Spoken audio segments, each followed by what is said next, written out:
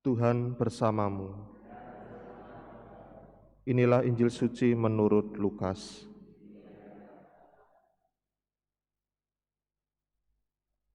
Pada waktu itu beberapa orang datang kepada Yesus dan membawa kabar tentang orang-orang Galilea yang dibunuh Pilatus, sehingga darah mereka tercampur dengan darah kurban yang mereka persembahkan. Berkatalah Yesus kepada mereka, "Sangkamu orang-orang Galilea ini lebih besar dosanya daripada semua orang Galilea yang lain? Karena mereka mengalami nasib itu? Tidak, kataku kepadamu. Tetapi jika kalian tidak bertobat, kalian semua pun akan binasa dengan cara demikian. Atau sangkamu ke-18 orang yang mati ditimpa menara dekat Siloam lebih besar kesalahannya daripada semua orang lain yang tinggal di Yerusalem? Tidak, kataku kepadamu.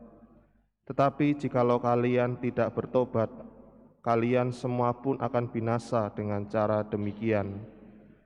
Kemudian Yesus menceritakan perumpamaan ini. Ada seorang mempunyai sebatang pohon ara yang tumbuh di kebun anggurnya. Ia datang mencari buah pada pohon itu tetapi tidak menemukannya. Maka berkatalah ia kepada pengurus kebun anggur itu, "Sudah 3 tahun aku datang mencari buah pada pohon ara itu, namun tidak pernah menemukannya. Sebab itu tebanglah pohon ini. Untuk apa pohon ini hidup di tanah ini dengan percuma?"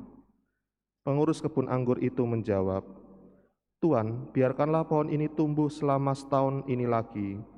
Aku akan mencangkul tanah sekelilingnya dan memberi pupuk kepadanya. Mungkin tahun depan akan berbuah. Jika tidak, tebanglah." Demikianlah sabda Tuhan.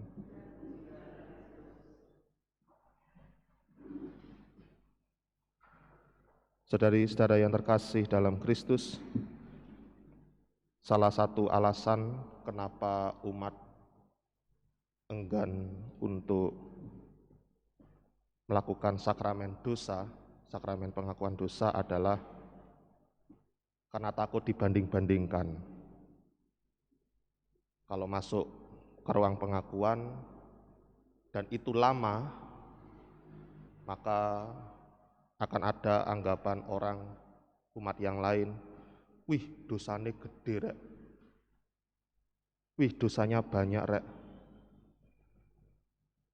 Atau kemudian sebaliknya, kalau ada umat yang sebentar masuk dan kemudian keluar, "Oh, itu dosanya kecil, sedikit." Tapi ada juga umat yang kemudian enggan untuk melakukan sakramen pengakuan dosa karena nanti takut dikira-kira oleh romo pengakuan itu. Padahal romo tidak pernah mengingat-ingat dosa umatnya.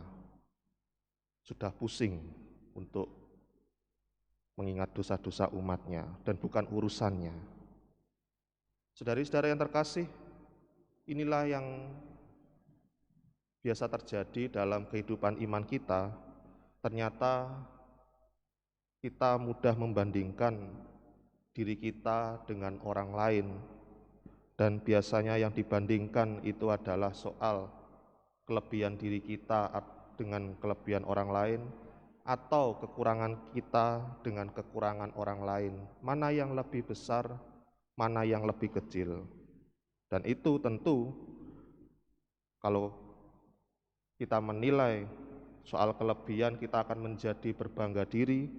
Tetapi kalau kita dinilai nilai dosa kita dibandingkan orang lain, kita lebih kecil, maka kita pun juga lebih berbangga diri. Saudari-saudari yang terkasih, Injil hari ini, Injil Lukas, menyoroti sebuah sikap iman yang nampaknya menjadi tren bagi orang-orang Yahudi saat itu, dengan sebuah anggapan bahwa di sini dikisahkan bahwa orang Galilea yang dibunuh Pilatus, darah mereka tercampur darah kurban, itu dosanya lebih besar daripada orang Galilea yang lain.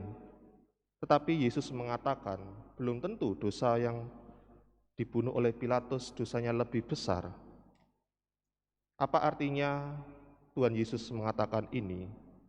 Bahwa manusia mengalami memang jatuh ke dalam dosa, tetapi yang dituntut dari sebuah sikap iman manusia ketika Allah hadir adalah sebuah sikap pertobatan.